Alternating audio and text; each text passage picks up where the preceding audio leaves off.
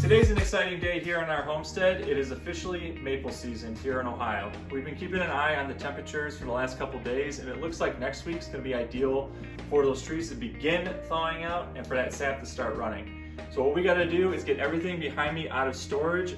Mind you, all the kid toys, everything behind me is what we use to tap these trees and to make that maple syrup. So we got to get everything organized, cleaned, and sanitized so that we can get trees tapped this weekend and hopefully having that sap run into buckets next week and making our first batch of maple syrup the following week.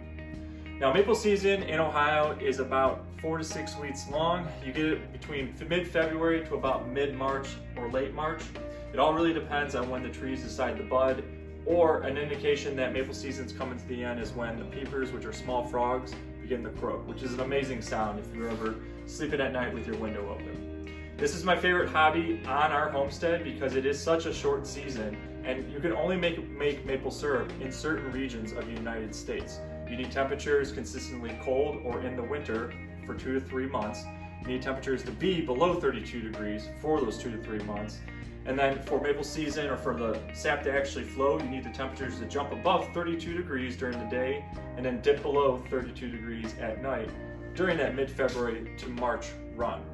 It's an activity that we love doing with our kids because it gets them outside, breaks up the winter a little bit with them, it gets them exploring, trying different things. So if you are interested in it, get your kids off the iPads and the electronics and get them outside doing this. You don't need a ton of property to tap a maple tree, you just need one tree. Whether you live in the suburbs or in a dense populated area, if you have a maple tree that's at least 10 inches in diameter, you can participate in this activity and make your own maple syrup. So we're gonna get everything out of storage here, and then once that's done, we'll go over kind of all the tools that we use. Obviously, we're doing a little bit larger of an operation than what somebody that would be starting out with. We're tapping 50 trees this year, but our first year we only tapped 3, and it doesn't require a whole bunch of equipment or anything like that. It's very simple to make, and once you are boiling sap, there's no additives or anything that you need to do. You boil sap down and it turns into maple syrup, and if you boil it too long, it turns into sugar crystals. So either way, you're still getting some type of sweet return from that sap. So come join us as we get everything out of here, and then we'll go over everything and explain everything to you, and hopefully you'll want to join in on this activity. So let's get going.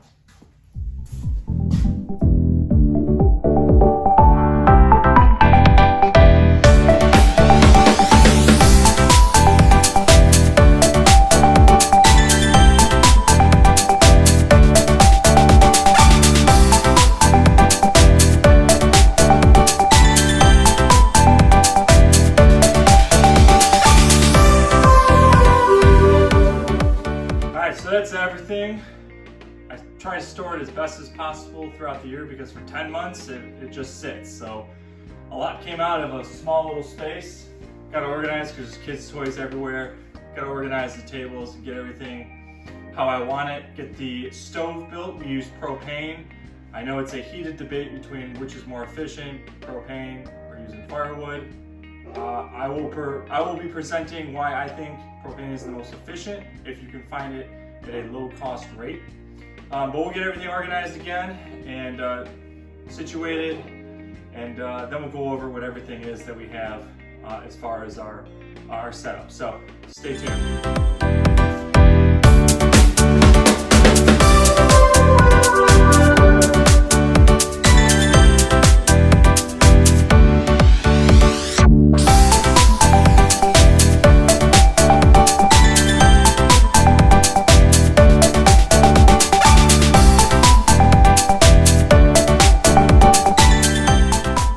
We got a little bit organized, still got to get these boxes opened up, but we got a ton of, these are 2.5 gallon, we'll call it 2 gallon icing buckets.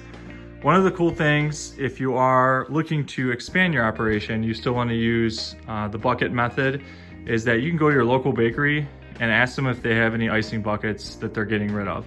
These are all free. These are all from Walmart that didn't cost me, I'd say 90% of them didn't cost me anything. Sometimes some of the Walmarts will charge you $1 for the buckets and the lid, but they are 2 gallons and they're perfect for those trees that are close in walking distance.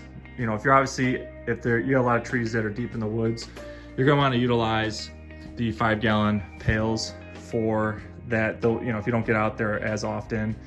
So the 5-gallon pails will go to the trees that I'll be able to get to once a week, but the 2-gallon pails or buckets, they're gonna go for where I can get out maybe every 2 days or every 3 days.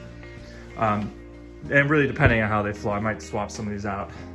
Got all of our taps in here. These are all gonna get cleaned and sanitized. You absolutely have to clean your taps perfectly. You do not want to infect your tree. And then we use a hose that connects to the tap, which will drop right into the bucket, which is attached to the lid. Got a ton of glass that's gonna have to get cleaned in the dishwasher. This whole box is all 8 ounce and 12 ounce, or 6 ounce and 8 ounce maple syrup containers. We have all our cooking related pans in both these boxes. We'll get those opened up and show you. But to show you an example, for these 2-gallon pails, we did it on all the 5-gallon ones too. We poke a little hole and we'll put the line through that.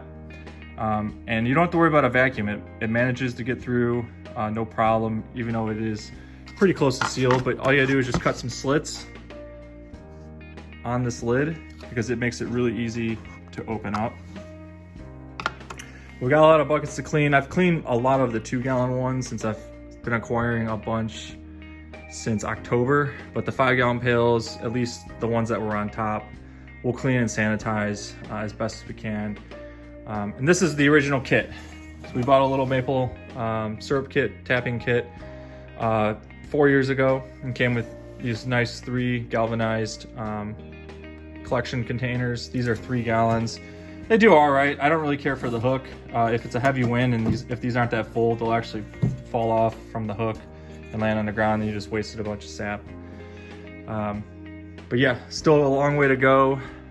We are using propane. So I have 5 tanks. There's 4 here. I gotta get the other one from the grill. But I use 5 tanks. I can get about 25 gallons boiled per 20-pound tank. And I pay $16 a tank to fill up, full 20-pound tank. And we'll get into, once the season goes on, why I actually think propane is more efficient. And it's not just from a cost perspective, it is from a what's your time worth perspective. So hang tight, we'll get some more stuff going, but this is the start of the setup. Super pumped.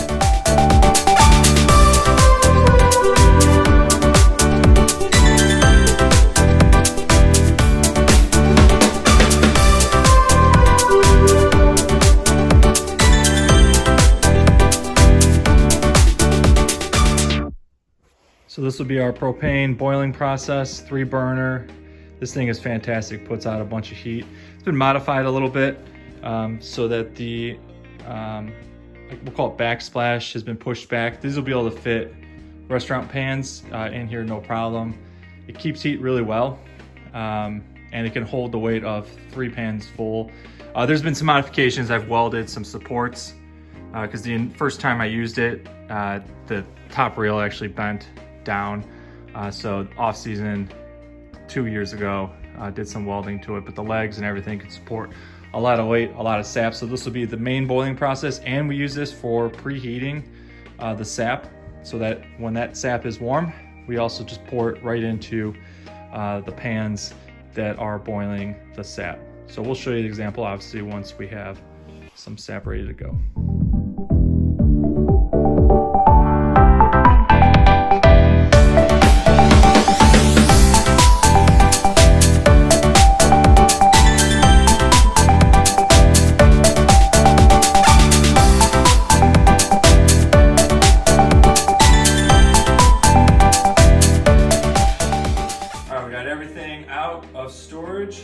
Everything's been checked.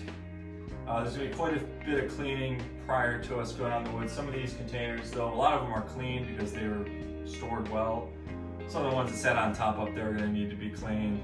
Our vacuum filter, which is our homemade vacuum filter for those that are looking to go to that process. This thing is a lifesaver and saves you so much time when it comes to the filtering process. So I built this for about $120 with parts from Amazon and from Walmart. The ones that you can buy at an actual maple distributor are hundreds of dollars. So for 120 bucks, this worked awesome. It takes about 5 seconds to filter the syrup through, never did I get sugar crystals or any type of floating material or anything through the syrup. So this will be our second year using it, all stainless. We'll do another video just talking about it, but definitely invest in a vacuum filter if you're looking to save a lot of time and have crystal clear maple syrup. All of our glass, we have some here. We bought another 24 of 8 ounces and another 24 of 12 ounce bottles. These all have to get washed because we're doing so many trees this year. We're anticipating a lot more syrup. All new caps, and then we also are adding the nutrition facts sticker to the back. Because we're going to be selling at a farm stand this year, we want to make sure that we have all the information that they would ask for if we were to get audited by anyone driving by. We got our official stickers made this year through Zazzle. They did a nice job making them, very cheap, very affordable. So happy with that. Probably pretty hard to see in the video. This is our 20-gallon storage container. This will go on the back of the four-wheeler. And as I collect syrup or collect sap, I'll be putting it in here. I have a cheesecloth. You can use a t-shirt that I'll put over this to filter any of the bugs or anything that might get into the sap. So before it goes into here, the first filtration that we'll do will be a cheesecloth. You can use a t-shirt, but it just keeps fruit flies and other bugs that might be in the buckets from getting down into here. This was, I think, about $100. It's for water, so it's rated for consumer use, which is nice. And then we have our big guy. This is a 35-gallon tank. This will get transferred onto a rolling table. So all the sap that comes through will get filtered again into here, and this will sit on a table at a much higher level. There's a hose that will attach to this, and then I'll be able to control and add the amount of sap I need through the hose into the restaurant pan. So this is a new addition for this year. We had just tried it out. One little fun thing we added, so we have to get all of these 5-gallon pails out to the woods, and on a four-wheeler it's pretty difficult to haul a bunch standing up. So if you have a bunch of, if you have old lids, just cut slits, 4 slits on each side, and then you can run a ratchet strap over each one and then pull the buckets down onto the four-wheeler so that you can ride around without them falling over. And some of you might say, well, if you do that, you'll never be able to get the 5-gallon pails apart. Fun little hack. Throw a little piece of cardboard into each pail that you stack. It keeps it from having a vacuum seal, and so you can pull the pails right apart. So we'll show it when we're doing it, but each pail that we stack, we'll stick a piece of cardboard in there. You can use string, there's other things to do, but if you have cardboard left over, stick it in the pail and it'll pull right out because it hasn't vacuum sealed to the other container, which is really nice. These are our stock pots that we'll be using. So I mentioned that we preheat sap while we have our restaurant pans boiling. So what we literally just do is we'll just stack these on here. It's a little nicer than it looks, and what it is any of the heat coming off the pans is just going to transfer into these stock pots, and it starts taking that 32, 34 degree sap and start bringing it up to maybe 40, 45. So it's less energy having to be used from our propane tank and our stove, so that we can get this boiling quicker. Because as soon as you add cold sap, it just kills all your energy in your pans, and you have to use even more energy from your propane tank to bring that back up to a boil. So utilizing that, obviously if you have an actual, which I of course forget the technical name, but an actual stainless steel pan that has a preheat section to it, the ones that you can buy, that's what that would be for. This is just our redneck way of doing it.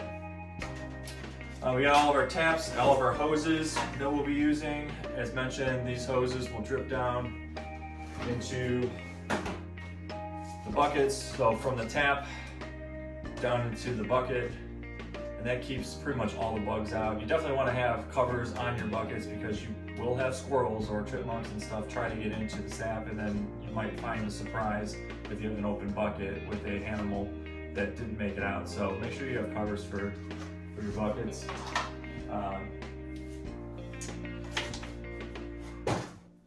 Down below here in this box,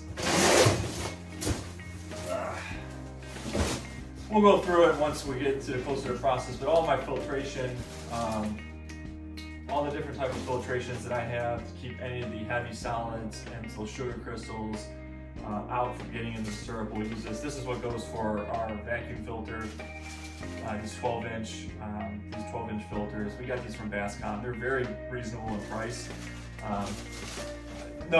Tip, if you're gonna order at least from Bascom, they're a great company. Their products they sell are really reasonable in price.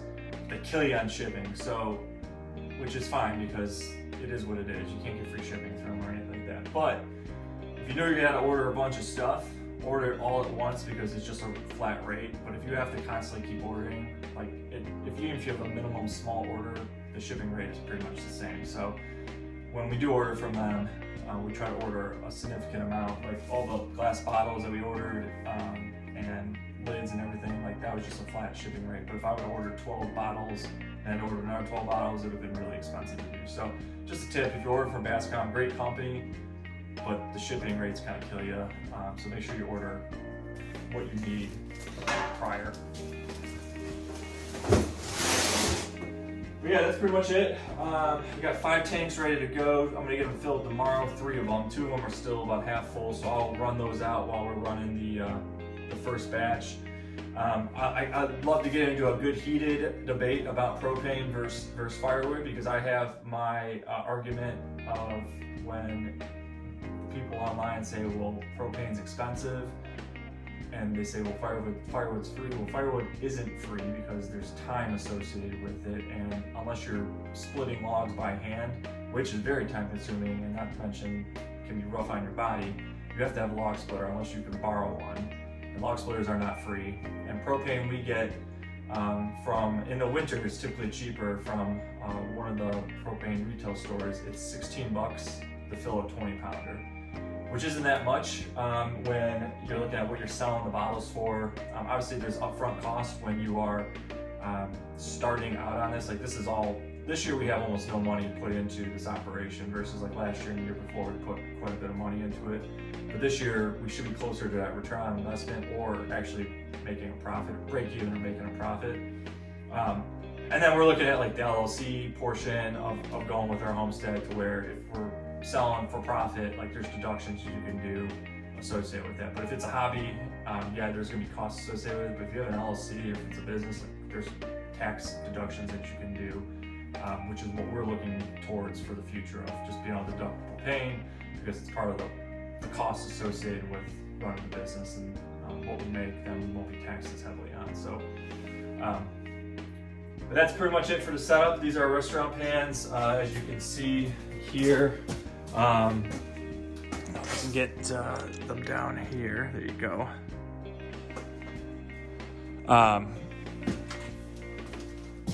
Real nice standard restaurant pans. They're about 6 inches deep, and I could fill these all the way up to the top. I did try last year trying to only fill about 2 inches and try and have the heat more controlled rather than just dumping a ton of sap in here and it taking forever to come to boil. But what I found is, and everyone goes through it, everyone will go through having their syrup catch fire. And I had mine catch fire because it got way too low and it burned, and it ended up catching fire, and I lost about 30 gallons worth, 40 gallons worth. That was in 2 of these pans. One didn't actually. One I was able to catch in time, but 2 of them, as you can see, got charred pretty good. I'm not a fan of cleaning these, you know, trying to get these squeaky clean. I like having all that unique flavor to it. It's going to play almost no part when the syrup is finished, but I like having kind of that grit to it.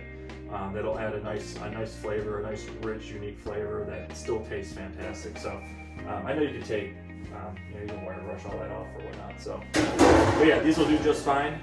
We'll show these in action, but Hopefully you guys are getting ready for maple season. I'm super excited for you guys. I'm super excited to start this.